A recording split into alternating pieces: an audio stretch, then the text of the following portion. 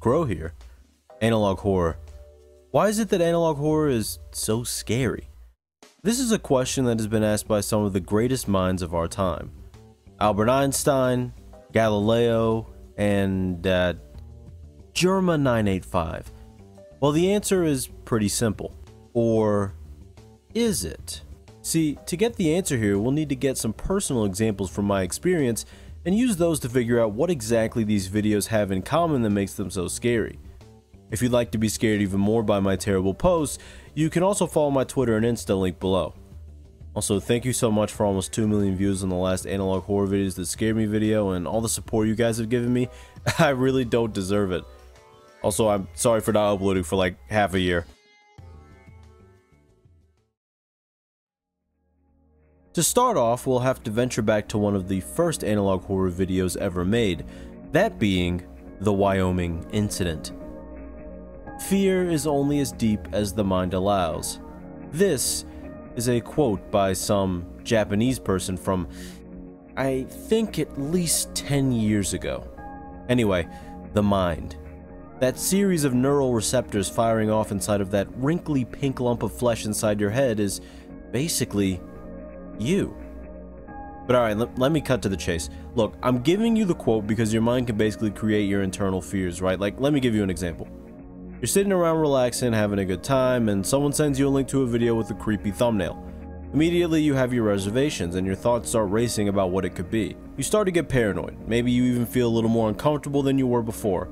You may become more aware that you're alone and that it's dark outside, that you haven't looked behind you in a while, and that it almost seems like there's something different inside the house. But that's just all inside your head. Your mind is creating fear because in reality you haven't even seen the video at all and nothing has changed from before you saw that thumbnail. Finally, you hesitantly open the video and it's just some stupid meme video, you know? It wasn't even really bad at all, but if you'd never clicked on it, your mind would have allowed you to feel paranoia and fear for no reason at all. Psychological horror is what I was leading into with that, by the way. Because your mind could basically make you more scared, all it takes is an idea. That's where the Wyoming Incident comes in.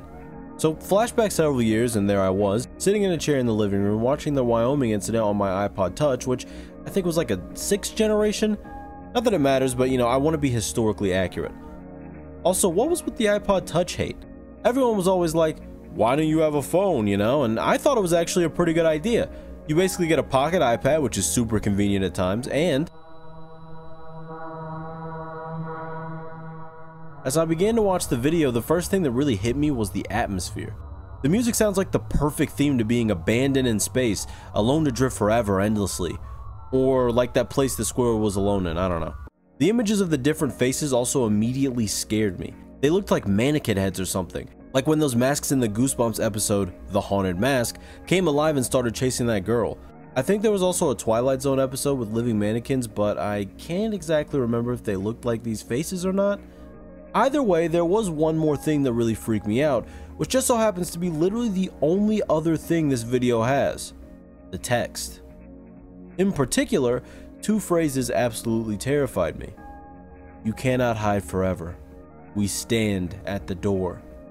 Not even exaggerating, I remember sitting there and glancing up over and over at the front door, terrified that people who looked just like the faces in the video, in like black suits or something, were just standing there, waiting on me to open it. And this was in broad daylight. I can only imagine what my mind would have thought up if it had been night. Thankfully, this isn't like the Mandela catalog, so I didn't conjure up some Wyoming Incident themed alternates, I think. Remember when that Canal 5 Twitter page started posting a bunch of weird videos? If you do, you probably also remember when Scaretheater made a whole video explaining and debunking everything that was going on. That's all well and good, but there was one video in particular that really intrigued me when I was watching his analysis. A video called My New Girlfriend. I remember posting a comment at the time hoping someone would respond with a channel name or a link, but they never did.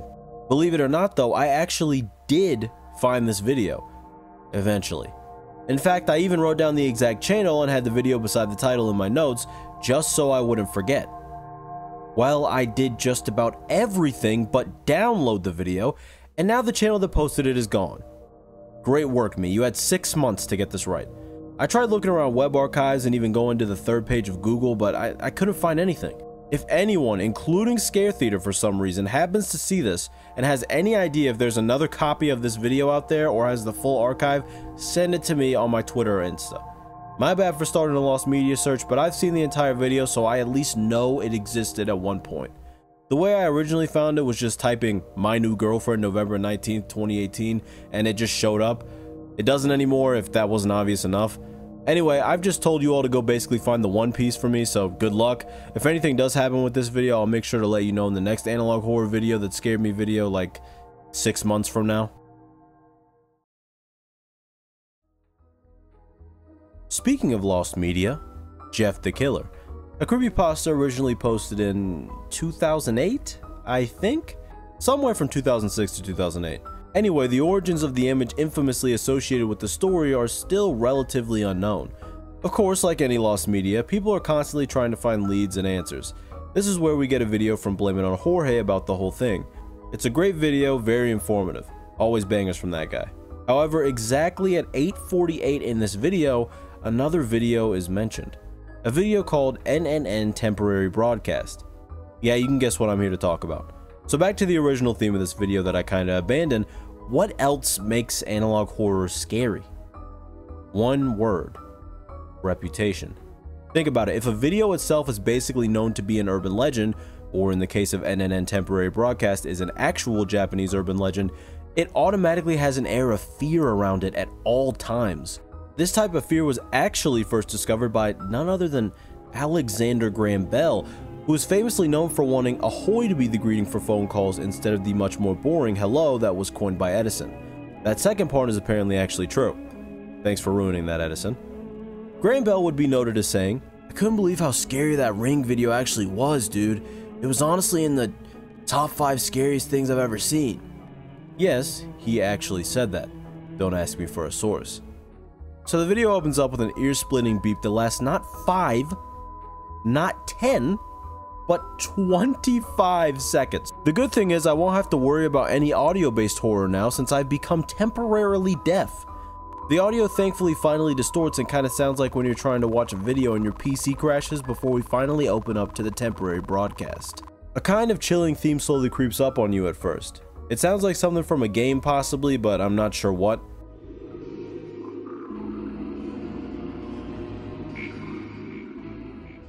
During this time we see a bunch of names, or so this commenter says, because I don't know Japanese nor do I know anyone who speaks it. Clearly, I need to get out more. I'm unsure what any of the numbers beside the names mean, so if you know, you can always comment below. After this, it apparently shows the names of some public transportation routes that are available along with some companies. After this, text pops up on the screen that says, "That's all for tomorrow's victims." What are they? Victims of daytime television? Am I right? Am I right, folks? Alright, I'll be here all day. The video begins to beep and distort again before an image of what I can only imagine is something from a Japanese commercial pops up on screen, followed later by a school or apartment hallway. The images kind of go back and forth until just briefly at 4:10, a very famous face pops up.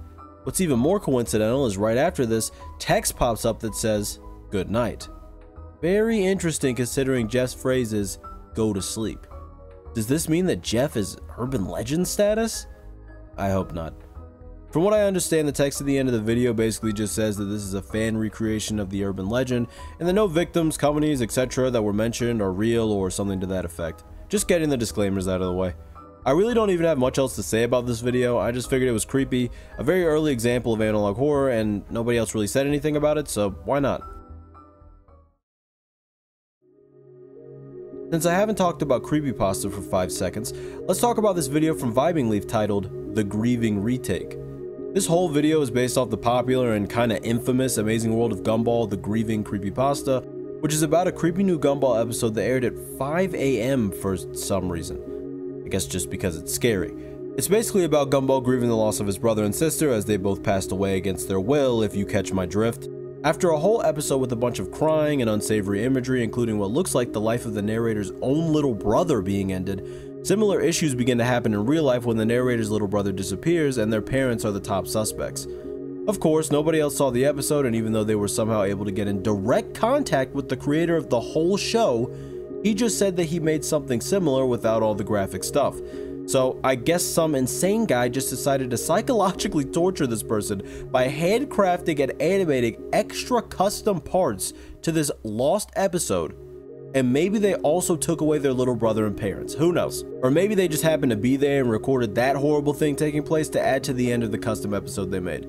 Anyway, back to the retake. This video is made by Vyving Leaf, who is known to be pretty talented at recreating popular creepypastas through their own use of art, animation, and voice acting. After some flashbacks, we see Gumball in his classroom looking pretty sad, understandably so. This is of course because he couldn't save Darwin and Anais. It flashes from the classroom to Darwin standing in the cold, not fully intact to say the least. He's staring wide-eyed at a box before some mysterious force takes his life in quite the fashion. After that, we see what's in the box, Anais' head. But the much scarier part, and the reason I included this video, is what happens next. They show this demonic creature that reminds me a lot of Ion from Bleach. You know that guy? Can't tell me these two aren't related. The fact that there's this creature taking them out instead of, I don't know, some insane guy just really hit home for me in a way I didn't think it would. Maybe it's because I didn't know what to expect. Either way, this part just really hit me. It's also terrifying because there's really no explanation on what it is or anything. It's just standing there, menacingly. After that though, it also shows the parents understandably grieving in front of their children's graves. Yeah, Gumball also passes away, spoiler alert, and that's really it. Very cool video. Thought it deserved a little segment.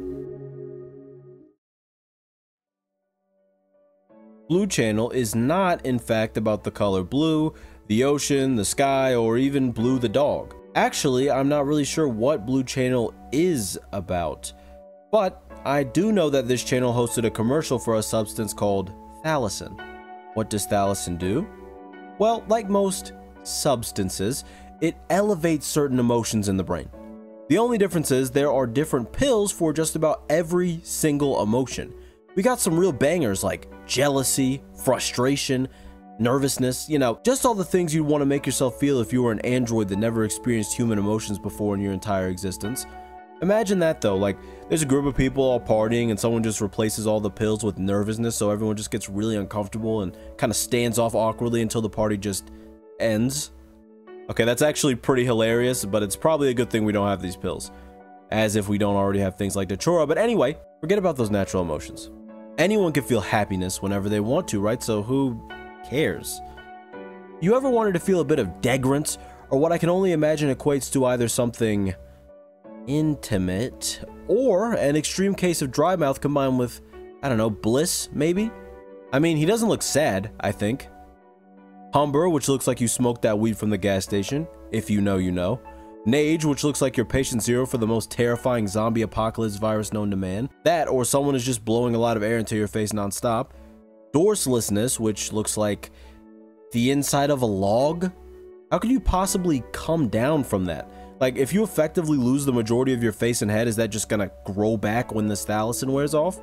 Imagine you just turn back into a regular guy inside after that and people just look at you and say, Thalassin, and you just reply, well, maybe you just nod your head. Andric is both a dentist and plastic surgeon's worst nightmare. Who looks at this and says, yeah, I'll take some of that. Both forms of Varanation seem like an alien life form attempting to put on a human skin suit. Ponish also looks like a horrendous apocalypse virus, only this time they have no mouths, so I'm not really sure if it would spread anywhere unless it's spread by like mutant mushrooms. Arfam kind of looks like if you took a rubber human figure and twisted it up a lot? I don't know, that's just what I see. Kine, well, it looks like it would be an experience. Trantiveness seems to turn you into a flesh tree, so if you're into that, there you go. Teluge is either also something intimate, or like you've gone through some of the worst physical pain known to man. Onlint makes you look like a cryptid, so you could probably run around and scare people, I guess. And Lorik is just a ditto trying to become a human. So anyway, call now if any of those interested you. I know they interested me. Alright, usually I don't even give out any warnings since I try to keep this channel as lighthearted as I can, but this final video we'll be talking about is a bit much. Or at least it definitely was and is to me. So prepare yourself. I'll still try my best to keep it lighthearted, but you've been warned. I think I first saw this video maybe in late December, probably the last week or second to last week of that month. I don't think I could have fathomed that it would be as terrifying as it was though. What video am I talking about? Analog horror faces. If two words could come to mind about this series, the first would be horrifying and the second would be impressive. Impressively horrifying. Even the video itself starts off with a warning. Of course, I get to this part of the script just as it begins to get really dark.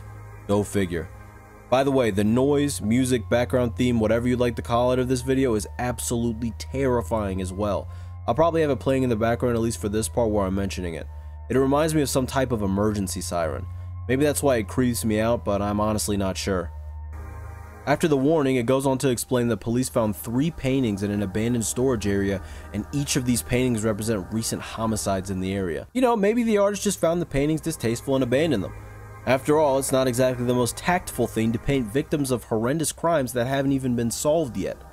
Then again, who exactly would decide to paint these? Well, whatever, I'm sure we'll find out later. The first is based on a woman named Carla Gray. The image, of course, is titled Carla's Teeth. It looks something like this. Now, this may not strike a lot of you as particularly creepy. Sure, it looks weird, but we've seen a lot of weird here. I kind of felt the same way at this point. The lack of any other noise but the constant droning combined with the empty background only accompanied by white text was heavily creeping me out, like it is right now, but the image wasn't too bad. One thing about this though is that every image is telegraphed to appear before it does, so you have a level of anticipation each time. Will it be worse than the last? What could the next image even look like? You know, that type of thing. It's almost better than a jump scare in a sense, like reading a scary book and turning the page to see a creepy image. The next victim is Jackie Graham. Her painting is titled Floating Jackie. This painting was just cool looking to me. It reminded me of some old Japanese painting or something. It was actually so cool that I decided to purchase a shirt of it from the creator's Teespring, which, knowing Teespring, it will probably be here in 3 months or it will never come at all. Only time will tell. Still very cool stuff though, so I had to support. It wouldn't be long until the images turned into pure terror though. The next victim was James Miller, who survived without a face for several days. His painting was titled James' Secret Face. This one was definitely worse than the others. It still wasn't terrifying, but it was definitely more eerie, at least to me. It was at this point that my heart rate definitely was speeding up. I was starting to feel like the first time I ever listened to creepypasta. Back then, it scared me so bad I had to sleep with the lights on for days. Good times, man. Good times. Anyway, back to the bad times. It then says even more paintings were discovered, and even more terrifyingly, these paintings weren't connected to known cases at the time. This means that yes, these were people that hadn't even been found yet. Kinda makes you wonder who this artist could be, right?